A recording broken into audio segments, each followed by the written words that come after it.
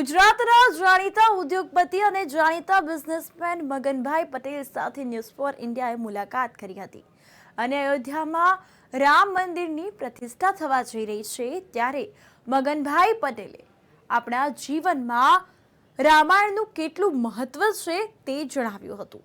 આ ઉપરાંત અમારા સહયોગી યશ નાયકનો જોઈએ આ ખાસ રિપોર્ટ। 22મી જાન્યુઆરી અયોધ્યામાં રામ મંદિર બનવા જઈ રહ્યું છે ત્યારે મારા હાથમાં જે તમે ડોક્યુમેન્ટ્સ જે કાગળ જુઓ છો તે ગુજરાતના એક ઉદ્યોગપતિના છે મગનભાઈ પટેલ। જી હા, 2 પેજનું ડોક્યુમેન્ટ છે। આ એમનો બાયોડેટા કહીએ તો પણ કહી શકાય, કારણ કે આ જે કાગળની અંદર જેટલા બી નામ છે, જેટલા બી હોસ્પિટલ છે, ટ્રસ્ટ છે, કોઈ પણ અધિકારી, કોઈ પણ સરકારી કચેરી એ ત્યાં એમાં કામ કરી ચૂક્યા છે અને અત્યારે પોતે એક બિઝનેસમેન છે અને ગુજરાતમાં ખૂબ એવું આગવું નામ ધરાવે છે। ત્યારે આપણે એમની સાથે વાત કરીશું અને જાણીશું કે 22મી જાન્યુઆરીએ જે પ્રાણ પ્રતિષ્ઠા થઈ રહી છે રામ મંદિરની અયોધ્યામાં, તેમનો શું વિચાર છે। સર, આપનું હાર્દિક સ્વાગત છે।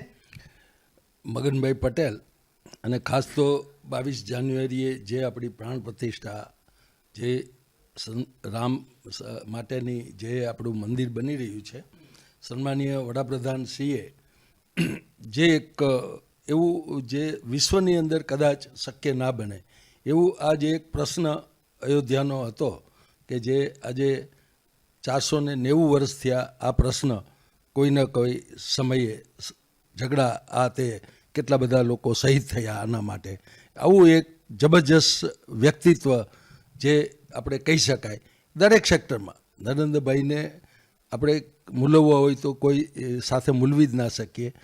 કોઈ પણ સેક્ટર હોય 370ની કલમ 35 એથી માંડી અને આજે આ મંદિર સુધીની જે કાર્ય કર્યું છે એ અદ્ભુત કાર્ય છે। અને ખાસ તો જે હું કહી શકું કે ધર્મ સાથે હિન્દુનું આખું જીવન જોડાયેલું છે। રામચંદ્રજી માટે તો આપણે વાત કરવી હોય તો આખી રામાયણ એ માણસને જીવવા માટેની એક ગ્રંથ છે, મહાગ્રંથ, એક પવિત્ર ગ્રંથ છે। ગીતાજી જે રીતે છે, આપણા ભાગવદ્ ગીતા છે, એટલો જ આ ગ્રંથ માણસને જીવન કેમ જીવવું એ આખું એ માણસને શીખવે છે। આજે દેશભરમાંથી જે ઉત્સાહ છે અત્યારે, એ ઉત્સાહ મને એમ લાગે છે કે આપણે જો ભગવાન રામ જે રીતે પોતાનું જીવન વ્યતીત કર્યું, એક ભગવાન સ્વરૂપે એક મનુષ્ય જીવન જે વ્યતીત કર્યું, એ જીવન આપણે પણ જો જીવનમાં ઉતારીશું, ખાલી મંદિરો બનવાથી કંઈ થવાનું નથી। આપણે એમાંથી શીખવાનું છે કે કઈ રીતે જીવવું। આજે સામાન્ય રીતે મા બાપની પરિસ્થિતિ ખરાબ છે, બધા લોકો આજે ચિંતિત છે, દીકરાઓ 2 હોય 3 હોય અમેરિકા જતા રહ્યા હોય, મા બાપને પૈસા મોકલે પણ એ અશક્ત થઈ ગયા હોય, જીવી નથી શકતા। રામાયણમાં પહેલો જ પ્રસંગ એવો છે કે એક શ્રવણ કાવડમાં બેસાડી અને મા બાપને બેને લઈને જાત્રા કરવા જાય છે। જે જાત્રા કરવા માટે એ જે રામાયણનો જ આ કિસ્સો છે અને એ વખતે પોતે એના મા બાપને તરસ લાગે છે અને એ એના મા બાપને એક જગ્યાએ ત્યાં કાવડ મૂકી અને સરયુ નદીમાં પાણી ભરવા માટે જાય છે। એ વખતે દશરથ રાજાનું બાણ એને વાગે છે અને ત્યાં મૃત્યુ પામે છે। દશરથ રાજા જ્યારે પોતે પાણીનો ઘડો લઈ અને આવે છે એના મા બાપને પાવા માટે, ત્યારે એ મા બાપ ઓળખી જાય છે અને સાચી હકીકત જાણે છે કે ભાઈ આ રીતે એનું મૃત્યુ થયું છે, એનું બાણ વાગવાથી શ્રવણનું। તો એના મા બાપ ત્યારે દશરથ રાજાને શ્રાપ આપે છે કે ભાઈ અમારી જે ગતિ થઈ, દીકરા વગર તડપડીએ છીએ અને અમે મૃત્યુ પામીએ છીએ, એ જ રીતે તમારું પણ દીકરાઓ 4 છે તમારા, એ પણ તમારા મૃત્યુ વખતે હાજર નહીં રહે। આ વાત એને પણ જ્યારે જે ભગવાનના પિતા હોવા છતાંય જે આપણે કહીએ છીએ કે ગરીબ કી હાય કભી ન ખાલી જાય, એવી જ હાય એને લાગી અને એ પણ એને એના જીવનમાં એ પણ દુઃખ એને ભોગવવું પડ્યું। આજે રામાયણ છે એના એક કિસ્સા, તમે એક કિસ્સા ઉપર તમે જાઓ। આગળ મેં એક આ ટીવી ચેનલમાં વાત પણ કરી હતી કે સીતાજી છે એમનું જ્યારે પણ સ્વયંવર હતો ત્યારે રાવણ હતાથી માંડીને બધા જે રાજાઓ આવ્યા હતા, એ રાવણ જેવા રાજાઓ હતા, ઘણા એવા હતા, એમાં રામચંદ્રજી પણ આવ્યા હતા। પૂર્ણ પુરુષોત્તમ રામચંદ્રજીને આપણે હિન્દુ ધર્મે એને એક એવા જે ભગવાન તરીકે સ્વીકાર્યા છે કે જેને પૂર્ણ પુરુષોત્તમ, કે જે એનાથી લોકોને જીવન પણ વ્યતીત થઈ જાય અને જીવનમાં એના જીવન જેવું જીવવાની ઈચ્છાઓ થાય કે નહીં મારે ભગવાન રામ જેવું થવું છે. એ તો થઈ ના શકાય, પણ એના જે આવા જે પણ જીવનના કાર્યો છે એ કાર્યો માણસ છે એની જીવનમાં ઉતારવા ખૂબ પ્રયત્ન કરે છે.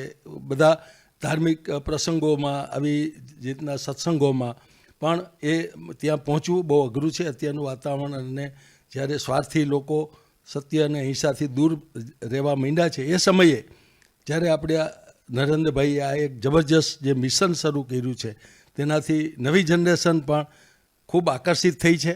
અને ખૂબ એને જો આપણે આને આ રીતે આગળ ધપાવીશું અને જો રામાયણના આવા 5-6 પ્રસંગો છે એને સમજીશું તો ચોક્કસ આપણે કંઈનું કંઈ આપણી નવી જનરેશનને ટર્નિંગ પોઈન્ટ આપી શકશું. ખૂબ આમાં અગત્યનું છે. આપણા ઘણી વખત આપણા ધર્મની અંદર અંધશ્રદ્ધા પણ એટલી જ છે. હમણાં છાપામાં મેં વાંચ્યું કે 15 ડાકણો જેને કહેવાય, હવે એ અને ધર્મને શું લાગે વળી આવા ડાકણ ને આ લોકો. આજે 3 લોકો હમણાં 2 દિવસ પહેલાં અમરેલીની અંદર મારીને કૂવામાં નાખી દીધા, ફક્ત એ લોકો અંધશ્રદ્ધાના હિસાબે કે એ લોકો અમને આટલું વળગે છે, નુકસાન કરે છે. તો આપણે આ ધર્મને સમજી શકતા નથી. એ ધર્મને સમજાવવા માટે આજે સરકાર અંદર આવી છે. સરકાર કદી અંધશ્રદ્ધામાં હોય જ નહીં, આપણે હોય પણ સરકાર કદી અંધશ્રદ્ધામાં હોય નહીં. અને એ જે આવું આખું મિશન લઈને આવ્યા છે એ મિશનથી આપણે ઘણું બધું નવી જનરેશનને જાણવા મળશે. જે ઘેર ઘેર દીવાઓ થાય છે, ઘેર ઘેર રામના ભજનો થાય છે, હનુમાનજીના જે પણ આજે એટલી જ પૂજા થાય છે. એટલે આપણે આખું ફેમિલી પૂજવા લાયક રામનું, સીતાજીનું નામ લો, લક્ષ્મણનું નામ લો, ભરતનું જેનો ભાઈ તરીકેનો ત્યાગ, કે જે રામને જ્યારે કૈકેયીએ વનવાસની વાત કરી તો રામચંદ્રજી પોતે સીધા જ 14 વર્ષ વનવાસ જવા માટે નીકળ્યા તો સૌથી પહેલાં કૈકેયીને એ પોતે પ્રણામ કર્યા, એને પગે લાગી અને કૈકેયીને પગે લાગીને જ એ પોતે નીકળ્યા. આ ત્યાગની ભાવના છે. આજે આપણે કશું ત્યાગ કરી શકતા નથી. અને હિન્દુ તરીકેનું રામચંદ્ર ભગવાનને સમજવા હોય તો આખી રામાયણમાં 5-7 પ્રસંગો છે કે એના ભાઈઓએ ખાલી ચરણ પાદુકા મૂકીને ભરતે રાજ કર્યું.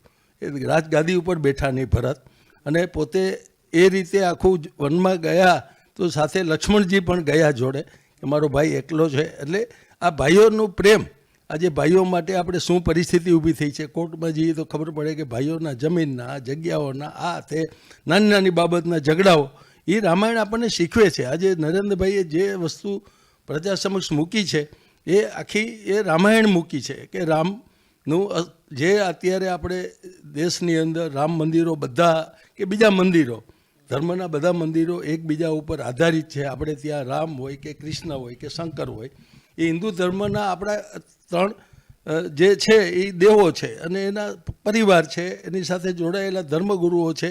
એ આપણો સનાતન હિન્દુ ધર્મ છે. એ સિવાય બીજું આપણે તો ગમે એને પૂજી અને આડાવડું કરીએ છીએ તો ધર્મ આપણો નબળો પડે છે. ધર્મને આપણે હિન્દુ તરીકેનું અસ્તિત્વ આપણે પાછું ઉપસ્થિત થયું છે. ધર્મ માટે જે નરેન્દ્રભાઈ આજે કરી રહ્યા છે એ મિનિસ્ટ્રી આખી અને એને લગતા બધા પણ સ્ટેટ લેવલના મિનિસ્ટરો કોઈ પણ આજે જે જોડાઈ ગયા છે આપણા, એમાં આપણને એટલું બધું થાય છે કે ભાઈ નક્કી કંઈક રામ રાજ્ય તો નહીં આવી શકે પણ રામના સિદ્ધાંતો લોકો સમક્ષ મૂકાશે કે ભાઈ આપણે સમજી શકીશું કે દેશમાં રામ રાજ્ય આવશે એવું આપણને અત્યારે લાગે છે. જે મીડિયા પ્રચાર લોકો બધા પોઝિટિવ થઈ ગયા છે અને પોઝિટિવ થિંકિંગ છે ને રિઝલ્ટ ઓરિએન્ટેડ વર્ક છે. કોઈ પણ માણસને પોઝિટિવ બનાવો ને એ જ મેઇન છે અત્યારે. તો કે અત્યારે એવું લાગે છે કે કંઈક એવો જાદુ થયો હોય દેશ ઉપર કે જે લોકો બધા પોઝિટિવ થઈ ગયા છે કે રામ શું છે. જે આજે મુસ્લિમ લોકો પણ જોડાયા છે, હિન્દુ, મુસ્લિમ, શીખ, ઈસાઈ બધા લોકો અત્યારે આમાં જોડાયા છે. એ એક કુદરતી આખું એન્વાયરમેન્ટ ઊભું થયું છે. જો આવું નવું રહેશે તો દુનિયાની અંદર આ ઝઘડા, આ બધું જે થઈ રહ્યું છે એ આપણે સાથે જોડાશું અને એકબીજામાં હિન્દુ, મુસ્લિમ, શીખ, ઈસાઈ બધામાં સારા ગુણો હશે એને આપણે જે અપનાવીશું અને સાથે બેસી શકીશું. દુનિયા આખી જે અત્યારે ઝઘડી રહી છે, હથિયારો આને મારો ને તેને મારો, જે રશિયા હોય કે યુક્રેન હોય કે ગમે તે, તો એ બધું આપણે આ ધર્મ જ એને છે કંટ્રોલ કરી શકશે. આજે આપણા વિશ્વ માનવ તરીકે નરેન્દ્રભાઈની જે અત્યારે એક આખી ઓળખ ઊભી કરી છે. આપણે આફ્રિકામાં જાઓ તો એ લોકો કહે કે ભાઈ ઇન્ડિયા, નરેન્દ્રભાઈ મોદી સાહેબ, ક્યાં પણ જાઓ, દુનિયાના કોઈ પણ દેશમાં જાઓ, આજે નરેન્દ્રભાઈ એક આખી આગવી દેશની ઓળખ ઊભી કરી છે અને એ ફક્ત ધર્મ આધારિત જે ઓળખ થઈ છે એને આપણે જો બધા અપનાવીશું જીવનમાં કે ભાઈ રામાયણને એના પ્રસંગો ઘણા છે. એ પ્રસંગો એના પછીની વાત કરું કે સીતાજીને જ્યારે રાવણ પાસેથી આક્ષેપ કરવામાં આવ્યો, રાવણથી પોતે પાછા રાજધાનીમાં આવ્યા પછી, તો સીતાજીને એમને કહ્યું કે ભાઈ તું વનવાસ પાછા જતા રહો એક ધોબીના કહેવાથી, તો એને પાછા વનવાસ મોકલા. તો એ વાલ્મીકી ઋષિ કે જે વાલ્મીકી એટલે એક શિડ્યુલ કાસ્ટના હતા, જે વાલીઓ લૂંટારો હતો પોતે, એ રોડ ઉપર લૂંટતા હતા, બધાને મારતા હતા, પક્ષીઓ કબૂતરો બધું મારી નાખતા હતા. અને એવો વ્યક્તિ કે જે લૂંટારો હતો વાલીઓ, એ મહાન ઋષિ બન્યા. એ આપણો હિન્દુ ધર્મનો ઇતિહાસ છે. માણસ કન્વર્ટ થઈ શકે, ધર્મ છે એ માણસને રાક્ષસમાંથી માનવ બનાવે છે. એવું જ આ દાખલો આપણો વાલિયા લૂંટારાનો છે, જે વાલ્મીકી ઋષિ બન્યા અને ત્યાં સીતાજી એ આશ્રમમાં ગયા, ત્યાં લવકુશનો જન્મ આપ્યો, એને ત્યાં આખું લાલન પાલન કર્યું અને રામથી પણ સવાયા જે લવકુશને બનાવ્યા. એ આપણો ઇતિહાસ નજર સામે જ છે. એક સામાન્ય વ્યક્તિ જેને આપણે કહી શકાય એ ઋષિમુનિ તરીકે, જે એને એક સાધુના કહેવાથી કે ભાઈ તું આ પાપ કરે છે, તારું પરિવાર એમાં ભાગીદાર થશે નહીં થાય, એવા ઋષિમુનિઓ પણ હતા એ જમાનામાં, કે જેની એક વાત હોય તો માણસ સમજી જતો અને સીધા કન્વર્ટ થઈ અને સીધા પોતે સાધુ થઈ ગયા. અને એ આશ્રમની અંદર સીતાને આશરો મળ્યો, સીતાજીને, અને લવકુશનો જન્મ થયો. આવા મહાન આપણો ઇતિહાસ છે.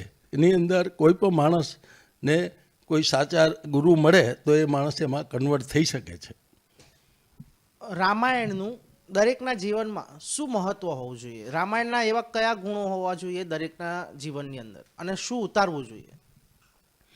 રામાયણમાં તો 5 જ એની અંદર મેં કહ્યું કે ભાઈ તમે એક સવર્ણનો દાખલો કે મા બાપની અત્યારે જે પરિસ્થિતિ દેશમાં થઈ રહી છે એના ઉપર આપણે સંશોધન કરવું જોઈએ અને એવા ફેમિલીને આપણે કાઉન્સિલિંગ કરીને પણ સમજાવવા પડશે. બીજું કે દીકરીઓ આજે જેમ કે સીતાજીને સ્વયંવરમાં એના પિતાજી ઉપર વિશ્વાસ હતો કે મારા પિતાજી જે કરે છે બરાબર કરે છે, અને એમાં જે રાજાઓ આવે કે ભાઈ રાવણ એવો હોય કે કોઈ પણ સીતાજીના મનમાં જરાય એવું ભય નહોતો કે શું થશે. એને ખબર હતી કે મારા પિતાજી જે સ્વયંવર ગોઠવો છે એમાં યોગ્ય વર જ મને મળશે એમ. તો આજે એના પિતાજી ઉપર વિશ્વાસ હતો તો રામ મળ્યા એને. ત્યારે આજે આપણી દીકરીઓ ગમે ત્યાં એટલા બધા મા બાપ એને લાલન પાલન કરે છે, સારી સારી કોલેજોમાં યુનિવર્સિટીઓમાં ભણાવે છે, પોતે પોતાના ફેમિલીનું આખું ખબર છે કે અત્યારે આપણું ફેમિલી કઈ કક્ષામાં છે. તો ગમે ત્યાં પૈણી જાય છે, ઊંચ નીચ જોયા વગર, મા બાપની કોઈ પરવાનગી વગર. તો એ શીખવાનું છે રામાયણમાંથી. દીકરીઓ પણ એક આ શીખવાનું છે કે પિતાજીના કહેવાથી એને કેવો વર મળ્યો, અને તમે જાતે શોધો, પૂછો જ નહીં, અને ગમે તે વિધર્મી ગમે એને પૈણી જાઓ તો શું અત્યારે મા બાપની પરિસ્થિતિ થતી હોય છે ને એ પણ એક વિચારી નથી શકતી દીકરી. એને એટલી બધી ભણાઈ ગણાઈ મોટી કરી અને પ્રેમ દીકરા કરતાં પણ વધારે આપ્યો છે પિતાજીએ. અને એ દીકરી જ્યારે વિધર્મી કે કોઈને પણ અજાણ્યો માણસને પૈણીને જતી રહે, પછી દુઃખી થાય, 2-3 બાળકો થાય, પછી એના છેવટે તો એના ફાધરની ઘેર જ આવવું પડે છે અને એને લાલન પાલન. એટલે એ પણ એક મોટું આમાંથી શીખવાનું છે. સીતાજીને જ્યારે પાછા એને વનમાં જવું પડ્યું ત્યારે રાજા જનક છે એ પણ ત્યાં બેઠા હતા. તો એ જનકે કોઈ દિવસ એને એવું ના કીધું કે ભાઈ તું આ જંગલમાં એને તમે મોકલી દો છો કે આવું એના ઉપર આક્ષેપ કરો છો. અત્યારના સમયમાં દીકરીઓને એના જે પ્રોબ્લેમો ઊભા થાય છે, જ્યારે ડિવોર્સ થાય છે, એનું મેઇન કારણ એના મા બાપ હોય છે દીકરીના. જે પૈણીને ગયા પછી એ ઘર તરફ એને થોડો ટાઈમ સેટ થવા દો, નાના મોટા પ્રોબ્લેમ તો થશે, એ સેટ નથી થતા. એ રામાયણમાંથી શીખવાનું છે કે સીતાજીને આટલું કર્યા પછી પણ જનક રાજા કશું બોલ્યા નથી કે ભાઈ આ તમે ખોટું થાય છે. કે સીતાજીએ ફરિયાદ પણ કરી નથી રાજા એના પિતાજીને કે ભાઈ મને આવું થાય છે. તો એ પણ એક આજે સમાજનો સળગતો પ્રશ્ન છે. 50% ડિવોર્સ આજે લગ્ન થાય ને હજી તો 2 મહિના થાય તો બેયને તકલીફ થાય છે. એ રામાયણ શીખવે છે કે સીતાજીને આપણે સમજવા પડશે. જો ખરેખર રામાયણ સમજવી હોય, આપણે હિન્દુ હોય અને ધાર્મિક રીતે રામાયણને સ્વીકારતા હોય તો આપણે આ બધા પ્રસંગો એમાંથી આપણે શીખવા પડશે. ભાઈઓનો પ્રેમ, જે આજે થોડા માટે આપણે ભાઈઓમાં ઝઘડા થાય છે, એ જે આપણે ભરત અને ગાદી ઉપર બેઠા નહીં અને ભરતે એની ચાખડીઓ મૂકી અને રાજ ચલાવ્યું, આ આખું લક્ષ્મણ જોડે ગયા હવે રાજ છોડીને. એટલે એ ભાઈઓ એ આપણા ભાઈઓ છે એને પણ આ શીખવાનું છે, દીકરીઓએ આ શીખવાનું છે. એ પછી પોતે જે આજે રાવણ છે તો રાવણને જ્યારે સીતાને રાવણ લઈ ગયા ત્યારે એને પોતે અશોક વાટિકામાં રાખ્યા અને અશોક વાટિકામાંય પણ એનું રક્ષણ માટે બહેનો જ રાખી હતી. એટલે એ પણ કોઈ એવું તો નહોતો, બ્રાહ્મણ હતા, શંકરનો એ એકદમ ભક્ત હતો. એ કોઈ એવો આજના માણસોને તમે છાપામાં વાંચો છો તો શું થાય છે, કેટલા બધા અત્યાચારો દીકરીઓ ઉપર શું કંઈનું કંઈ થાય છે બધું હું કહી ના શકું એટલા બધા. અને એ વખતે સીતાજીને પોતે સેફ રાખ્યા હતા. તો એ રાવણ પણ અત્યારે શોધવો આપણે અઘરો છે એ મને લાગે છે. રામાયણમાંથી એ શીખવાનું છે કે રાવણને જે ચિત્રો છે એવું પણ આપણે અત્યારે સમાજ જીવન થઈ શકતું નથી. અને સીતાજીને એને સંપૂર્ણ સારી રીતે રાખ્યા હતા, ને તો એને મેલમાં લઈ જાત, ગમે તે કરત, એને તો કોઈ એવું હતું નહીં. તો આ બધું રામાયણમાં શીખવાનું. એનો ભાઈ વિભીષણ છે એને સત્યને સપોર્ટ કર્યો. વિભીષણને એને થયું કે ભાઈ મારો ભાઈ છે એ બરાબર નથી કરતો, આ કામ ન કરાય એમ. કામ, ક્રોધ, મદ, લોભ અને મોહમાં એ ડૂબેલો હતો, એમાંથી એને કાઢી ના શક્યો તો એ રામને સપોર્ટ કર્યો. અને રામ પણ જ્યારે પણ લંકા ઉપર વિજય મેળવ્યો ત્યારે રામે એ લંકા પોતાના ભાઈને ભરતને આપી શકત, પણ એ ન આપી, એને વિભીષણને આપી દીધી. કારણ કે આપણે વિસ્તારવાદી નથી, આપણો હિન્દુ ધર્મ વિસ્તારવાદી નથી, આપણે કોઈનું લઈ નથી લેવું, પણ આપણું છે એ છોડવું પણ નથી. એવું આજે પણ સરકાર નરેન્દ્રભાઈ અને એની મિનિસ્ટ્રી અને આજે આપણને લાગે છે કે રામરાજમાં આપણે એન્ટર થયા છે. હવે રામરાજ લાવવું એ તો પબ્લિકનું કામ છે, ફક્ત મેનેજમેન્ટનું કામ નથી. જો પબ્લિક આપણે સપોર્ટ કરશું તો ખરેખર રામરાજમાં આપણી એન્ટ્રી થઈ છે એવું માનું છું. અત્યારે 22 તારીખથી કે આજથી આપણી રામરાજમાં એન્ટ્રી થઈ છે. જો રામરાજને આપણે સમજશું કે રામરાજ્ય શું છે તો વિભીષણને પણ સમજવો પડશે, લક્ષ્મણને પણ સમજવા પડશે, સીતાજીને પણ સમજવા પડશે. આ બધા પાત્રો એવા છે કે જે કદાચ કોઈ ઇતિહાસમાં નથી આવું, કોઈ તમને કોઈ શાસ્ત્ર એવું નહીં મળે કે તમે આને સમજી શકો. તો એ જો દિલથી તમે સ્વીકારશો અને આ છે ને અંધશ્રદ્ધા છે ને ફલાણું છે એ છે જ નહીં, પ્રેક્ટિકલ એને માની લો. તમે આજે કોઈ પણ માણસ હોય એને પોતે જન્મ લે તો એની મા એનું નામ આપે છે કે ભાઈ તારો પિતા. તો આપણે પિતા ઉપર ડાઉટ નથી કરતા આપણી મા ઉપર કે ભાઈ મારો પિતા છે એનું સાબિત કરી, એવું તો આપણે કહેતા જ નથી, કોઈ પણ દુનિયાનો માણસ નથી કહેતો. તો આપણે પણ આપણા શાસ્ત્રને આપણે માનવું પડે. આપણો એક આદિકાળથી બનેલો એક ઇતિહાસ છે જે આપણો ધર્મ છે, હિન્દુ ધર્મ, એના પણ નિયમો છે, એને પણ છે.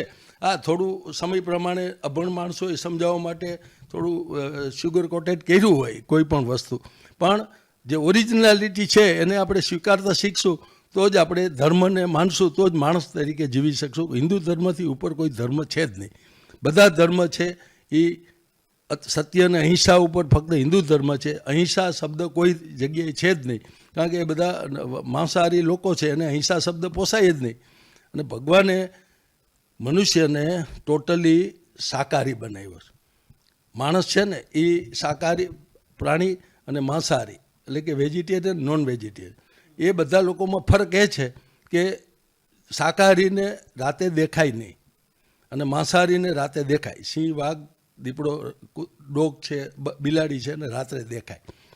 એના પગમાં ગાદી હોય માંસાહારીમાં, કારણ કે એને શિકાર કરવો હોય એટલે કોઈ સામે અવાજ થાય તો દેખાય. એના મોઢું છે જડબું, એ શાકાહારીનું મચડી શકે, કારણ કે શાકાહારીને મચડીને ખાવું પડે એટલે એનું મોઢું મચડીને ખવાય એવી રીતે હોય.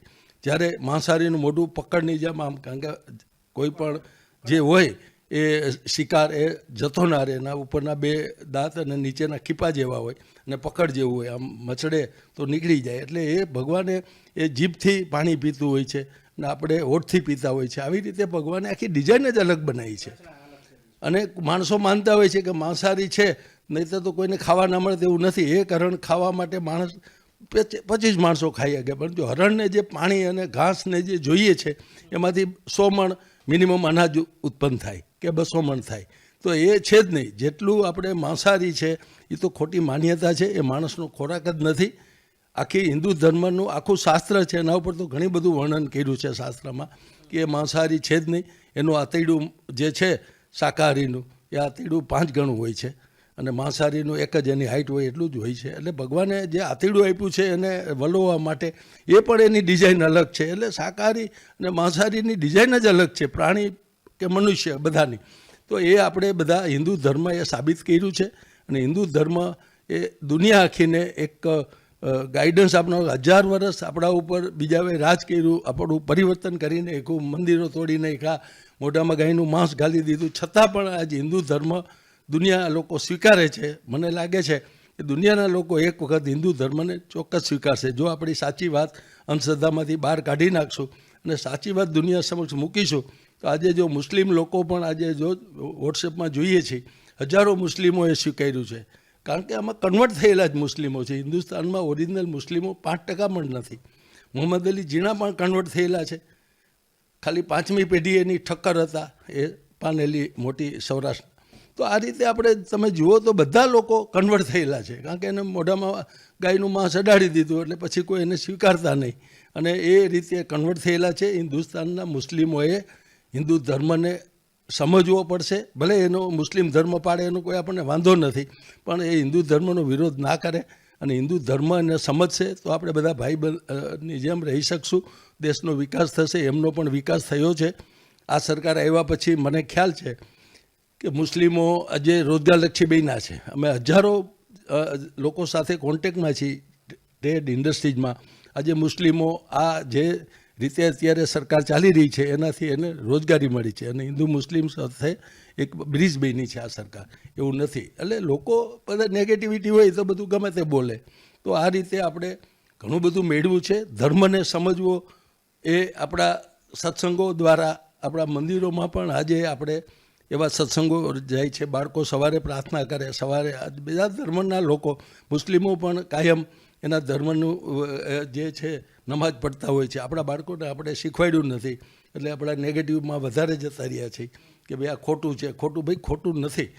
કોઈ પણ જગ્યાએ તમારે કોઈ પણ આ બમ્પ છે, ધર્મ છે, બમ્પ છે. માણસ ખોટું કરતો હોય, ગાડી એકદમ ફાસ્ટ તમે ચલાવો ને પછી તમારું એક્સિડન્ટ થાય એને ભલે એક બમ્પ આવે એટલે બમ્પ છે. આ ધર્મ બમ્પ છે. આપણે ખોટું કરતા હોય ને સવારે ભગવાન સામે બેસી ને આજે આપણે શું કર્યું ને શું નથી કર્યું એનું જો 10 મિનિટ ખાલી મનન કરીએ તો આપણને ખ્યાલ આવે કે અમારાથી સારું નથી થયું, આ ખોટું થયું. બસ આટલું જ તમે એના ઉપર વિચારો. એ જ આપણો ધર્મ છે. એ હિન્દુ ધર્મમાં ગમે તે લોકો માનતા હોય, કોઈ કૃષ્ણ ભગવાનમાં, શંકરમાં માનતા હોય, પરિવારમાં એમાં માનતા હોય, ગણેશજીમાં માનતા હોય, રામમાં, પણ એ બધું એક જ છે. આપણો ઇતિહાસ તમે જુઓ તો હિન્દુ ધર્મ એક એવી રીતે બનેલી પ્રેક્ટિકલ વ્યવસ્થા છે અને રિઝલ્ટ ઓરિએન્ટેડ છે. તમે જુઓ એનાથી તરત જ રિઝલ્ટ આવે. સત્ય અને અહિંસા. મહાત્મા ગાંધીજી રામ ને સત્ય અહિંસા ઉપર પોતે જીવતા હતા, બારિસ્ટર હતા. આજે જલારામ જેવો એક સામાન્ય ભગત હતા, પણ આજે મારી બહેનો પણ એની જે રાજકોટની અંદર વીરબાઈ માતુશ્રી વીરબાઈ હોસ્ટેલ બની કોલેજ એમાં ભણી છે. મારી બહેન અમેરિકા ગઈ એ ટાઈમે. તો આ બધા આપણા ધર્મના સ્થાનો છે. એને આવા એજ્યુકેશન ઇન્સ્ટિટ્યૂટ અગર તો બીજા પણ આવા વૃદ્ધાશ્રમો સામાન્ય રીતે બીજા કોઈ પણ જાતના એગ્રીકલ્ચરના પણ એવા પ્રોજેક્ટ કરી ગાયો પણ રાખવી પડશે. આપણે જે અત્યારે જે રસ્તે જઈ રહ્યા છીએ એ રસ્તો બરાબર છે જ નહીં. આ બધી જવાબદારી આપણી પણ છે, સાથે સાથે મંદિરોની પણ છે કે આપણું કલ્ચરને ટકાવી રાખવું. આપણી ગાયો માટેની આપણે વાત કરીએ જે 33% દૂધ આપણે ડુપ્લિકેટ ઓરિજિનલ મળે છે, 67% ડુપ્લિકેટ આપણે ખાઈએ છીએ. કારણ કે માણસને કામ જ નથી કરવું. ગાયોની વાત કરે પણ કોઈને ગાયનું છાણ પણ અડવું નથી. કેટલું ગુણકારી છે, કેટલું છે. આપણા ઋષિમુનિઓ બધા એના ઉપર ઘણી વાતો કરી ગયા છે, પણ આપણે છતાં એને સ્વીકાર્યું નથી. એટલે હવે સ્વીકારશું તો નવી જનરેશન, યંગ જનરેશન, મેં હમણાં સપ્તાહ રાખી હતી. એ સપ્તાહની અંદર 10,000 માણસો બેસી શકે વ્યવસ્થા હતી. એમાં 6,000 યંગ છોકરાઓ હતા. 6,000થી અને 8-7 દિવસ સુધી સપ્તાહ 6,000 યંગ છોકરાઓ ક્વોલિફાઈડ હતા. એટલે હવે એ બાળકોને પણ ખબર પડી છે કે આપણો ધર્મ શું છે. હિન્દુ ધર્મ છે એને આપણે નિગ્લેક્ટ કરીએ છીએ. આ ખોટું છે ના તે. હા, અંધશ્રદ્ધા એમાંથી કાઢી નાખો. અંધશ્રદ્ધા છે એટલે આપણા યંગ જનરેશન એ વાત સ્વીકારતી નથી, આપણે નથી સ્વીકારતા. તો અંધશ્રદ્ધાને પણ સરકારે સપોર્ટ ના કરવો જોઈએ. જે પણ આવા લોકો હોય આ થઈ જાય ને તે થઈ જાય ને કરીને જે મંદિરો ચલાવે છે ને સમજાવવા જોઈએ, બંધ કરવું જોઈએ, ન જવું જોઈએ ત્યાં. પણ જે દેશનું ઓરિજિનાલિટી છે, જે આજે બધા મંદિરો પહેલાં છે ગમે એવા હતા, ત્યાં પાણી પીવાનું ના હોય, આ સરકારે આજે સોમનાથ જાઓ તમને અહીંયા રહેવાની ઈચ્છા થઈ જાય કે અહીં 15 દી રહો. આજે દ્વારકા જાઓ તમે, આજે અંબાજી જાઓ ગુજરાતના, એવા દેશભરના મંદિરો, આજે આવું જે મંદિર બનશે અયોધ્યાનું, કદાચ વિશ્વમાં એવું કોઈ મંદિર નહીં હોય. એટલે લોકો જશે, એક ટુરિઝમ થશે અને દેશને એમાં પણ રોજગારી જબરજસ્ત મળવાની છે. આવા મંદિરો બધે છે, એક ટુરિઝમ, આપણા દેશમાં ટુરિઝમ, ધાર્મિક ટુરિઝમ બહુ મોટું છે. એટલે આપણા 140 કરોડ લોકો, ટુરિઝમમાં પણ ઘણી બધી ઇન્કમ જનરેટ થશે અને ટ્રાન્સપોર્ટિંગ ને બધાને જોબ મળશે, લોકોને પણ જોબ મળશે. એટલે આ બધું એકબીજા ઉપર આધારિત છે અને આપણે દુનિયાની હારે તાલ મેળવવો છે તો રોજગારીને પ્રાયોરિટી આપવી પડશે. રોજગારી સ્વિટ્ઝરલેન્ડમાં શું ટુરિઝમની જ રોજગારી છે, ન્યૂઝીલેન્ડમાં ટુરિઝમની જ છે, એમ આ દેશમાં પણ આ ટુરિઝમ, આજે સરદાર પટેલ સ્ટેચ્યુ બનાવ્યું નરેન્દ્રભાઈ સાહેબે, તો એ પણ એક ટુરિઝમ ઊભું થયું છે. તમારે ઇન્કમ જનરેટ કરવાની છે. આ ખોટું છે, ખર્ચો છે ને એ બધી ખોટી વાત છે. કોઈ પણ વસ્તુ જે પણ સરકાર કરે છે એ ખરેખર એને સમજવા જેવું છે. અત્યારે આપણને રામરાજમાં આપણી એન્ટ્રી થઈ છે અને આપણે પણ આપણી જવાબદારી પણ છે. કોઈ સરકારની બધી જવાબદારી નથી. આપણે જો કંઈક કરશું તો સરકારને સપોર્ટ મળશે. આપણે કરપ્શન કરશું, આપણે કોઈ વાતમાં સમજશું નહીં, આપણે ધર્મ ખોટો છે, આ ખોટું છે, તો આપણે તો એ કોઈ સરકાર કે આપણને બચાવી શકવાની નથી. તો આપણે કલ્ચરને સ્વીકારવું પડશે. આપણે કંઈ પણ ડેવલપ થવું હશે તો એક માનવતા રાખવી પડશે. સત્ય અને હિંસા ઉપર આપણું ધર્મ છે એને થોડો સ્વીકારવો પડશે. આપણું કોઈ પણનું શોષણ ના થઈ શકે. આપણી જોડે કામ કરતા માણસો હોય કે કોઈ પણ હોય, ડાયરેક્ટ ઇનડાયરેક્ટ, બધાને આપણે એના પ્રમાણે સેલેરી આપશું. એમાં આપણી એક જવાબદારી. આપણે ધાર્મિક હોય તો દયા હોય એટલે સામા માણસને કોઈ તકલીફ ના પડે એ આપણે સ્વીકારવું પડશે. આવું બધું ઘણી વાત થઈ શકે આ ધર્મ ઉપર તો, કારણ કે હું તો એક બિઝનેસમેન છું એટલે ધર્મ ઉપર બહુ લાંબી વાત ના કરી શકું. પણ બરાબર, સવાલ થોડો હું હજી એક ફેરવીશ. ધર્મના નામે રાજકારણ થઈ રહ્યું છે અત્યારે. આપણે કોઈ પોલિટિકલ પાર્ટીનું નામ નથી લેતા, પણ ઘણા નેતાઓ રામ મંદિર જવાના છે, નથી જવાના. એમ કહેવાય છે કે 2024નું ઇલેક્શન આવી રહ્યું છે એટલે રામ મંદિર બનાવવું છે. તો ધર્મના નામે રાજકારણ કરવું કેટલું યોગ્ય છે તમારા મતે, એક જાગૃત નાગરિક તરીકે? પછી આપણે બિઝનેસમેન હોય કે એક ગમે તે વ્યક્તિને કહેવાય કે આપણે સપોર્ટ કરતા હોઈએ, પણ એક જાગૃત નાગરિક તરીકે, એક ઇન્ડિયન તરીકે, એક ગુજરાતી તરીકે આપનું શું કહેવું છે કે ધર્મના નામે રાજકારણ થવું જોઈએ કે ના થવું જોઈએ? જો કોઈ પણ વસ્તુ છે, પોલિટિક્સ છે દુનિયા આખીનો. લગભગ મેં 204 દેશમાં લાયન્સ ક્લબના હિસાબે અમે બધી દુનિયાની હિસ્ટ્રી જાણતા હોય, કે પછી બાંગ્લાદેશ હોય કે પાકિસ્તાન હોય કે 50 મુસ્લિમ કન્ટ્રી છે દેશમાં, જેની વસ્તી 90થી 95% મુસ્લિમોની છે. એ બધા લોકો ટોટલી ધર્મ ઉપર છે. માણસને કોઈ પણને તમારે સમજાવવું હોય તો ધર્મની બીકથી જ એ માણસ કંટ્રોલ થાય. ગમે એવી સજા કરો, ગમે એ કરો, એનાથી ન થાય. ક્રિશ્ચન કન્ટ્રી છે, એ બધાની અંદર ધર્મને જ પ્રાયોરિટી છે. તમે જાઓ ચર્ચમાં અને જો તમે કોઈ પણ માણસ એને રવિવારે ચર્ચમાં જાય, પણ એનો કોઈ પણ 80% લોકો આજે ચર્ચમાં, યુરોપિયન કન્ટ્રી કેમ એ બધા સુખી છે? આપણે ધર્મને સમજ્યા નથી એટલે દુઃખી છીએ. ધર્મ છે એ કર્મ છે, તમારી એક ફરજ છે. આપણી ફરજ છે એ આપણે નિભાવી શકતા નથી, પણ ધર્મ છે ને એ એક ફરજ છે માણસની. હવે સરકાર છે એને પોલિટિક્સને આ બધું વોટ બેંક એ તો બનવાની જ છે. કોઈ પણ માણસ છે સરકારને વોટ બેંક ન કરે તો હું એ લોકોને સામ દામ દંડ ભેદ બધું કરવું પડે. એક માણસ છે એને ગમે તેમ, આજે નરેન્દ્રભાઈને ગમે તેમ લોકો ગાળો દે છે, બધું બોલે છે, જે ન બોલવાનું બોલે છે. હીરાબા માટે આવે છે. હીરાબા જેવા આજે નરેન્દ્ર મોદી એક જ્યારે હીરાબાની સ્મશાન યાત્રા લઈને જતા હોય ત્યારે એક આમ લાગે કે તમને એક સામાન્ય 100-200 માણસો સ્મશાન યાત્રામાં, 500 લોકો એને ત્યાં તો દુનિયાભરના વીઆઈપી આવત. એને એ જે સમાજ સમક્ષ મૂકે છે કે ભાઈ એક ગ્રાસરૂટના આપણે માણસ છીએ, તો ગ્રાસરૂટમાં રહ્યો એમ. એને જો જાહેર કર્યું હોત તો આજે એના બેસણામાં 2 કરોડ માણસો આવત, 50 લાખ માણસો આવત. તો એ પણ આપણે એમાંથી સમજવાનું છે કે એક વ્યક્તિ જેવો દુનિયાનો મહાન વ્યક્તિ એક સામાન્ય એના મધરનું સ્મશાન યાત્રામાં સામાન્ય રીતે ચાલતા જતા હોય, ફેમિલીના 200 માણસ હોય, એટલે તમારે એક વાતને ગમે તેમ બોલવી શકો. વાત એકને એક હોય છે. એ વાતને તમારે નેગેટિવ જોવું હોય તો નેગેટિવ જ, કારણ કે વિરોધ પક્ષ છે એને નેગેટિવ એ લોકોનું ક્વોલિફિકેશન છે. એ નેગેટિવ ના થાય તો એને કોણ એ કરે? એટલે એમ કરતાં એ લોકો બહુ નેગેટિવ થયા તો ઘસાઈ ગયા. શું મળ્યું એને? બધા જ તમે જેટલા લીડરો છે વિરોધ પક્ષના, એકયનું તમે ઇતિહાસ જુઓ, તમે કોઈ માણસ એના માટે એને લાગણી નથી, કારણ કે કાયમ તમે કોઈને ખોટા જ કરો ને ગાળો જ દો ને ગમે તે કરો. આવો દેશનો પ્રાઇમ મિનિસ્ટર છે, એના માટે તમે કંઈક રિસ્પેક્ટથી તો વાત કરો. એની મિનિસ્ટ્રી છે, એ બધા કરે છે એની રીતે. તો રિઝલ્ટ લાવ્યા છે, રિઝલ્ટ ઓરિએન્ટેડ વર્ક થયું છે. આજે આપણા દેશની જે મલ્ટીનેશનલ કંપનીઓ આવી છે, આવા જે પણ પ્રોગ્રામો થયા છે, આજે મેક ઇન ઇન્ડિયામાં જે વર્લ્ડની અંદર આજે મોટું પ્રોડક્શન ઇન્ડિયા અત્યારે એચીવ કરવાનું છે, એ મેક ઇન ઇન્ડિયાના હિસાબે થયું છે. એ માણસ વ્યક્તિ દિવસ રાત મજૂરી કરે છે, તમે જોડાવ ને, પણ શું છે તમને તકલીફ? એ તો હોય ને કે એને પોલિટિક્સ તો એને મત તો જોઈએ જ છે. અને વોટ બેંક છે એ દરેકે બનાવે. આખી દુનિયામાં ધર્મ ઉપર વોટ બેંક બનતી જ હોય. ક્રિશ્ચનો હોય તો વોટ બેંક એના ઉપર બને, મુસ્લિમો એના ઉપર વોટ બેંક બનાવે. અને આને તો રિયલ જે કામ કર્યું છે, જે 500 વર્ષનો પ્રશ્ન ઝઘડાનો, કેટલા અંદર મરી ગયા, કેટલા માણસો શહીદ થઈ ગયા, મંદિર માટે લડત કેટલી થઈ, અને એ માણસ રિઝલ્ટ લાવી અને આટલું મોટું એક એચિવમેન્ટ કર્યું છે હિન્દુ માટે. એક જબરજસ્ત જેને કહેવાય ને કે એની કોઈ કલ્પના ના થાય એ કાર્ય આ છે. પછી એને વોટ બેંક તો દરેકને જોઈએ છે, એને વોટ બેંક માટે કરે, કેમ ના કરે? વોટ બેંક તો જોઈએ જ છે ને. વોટ હશે તો જ એ રાજ કરશે ને.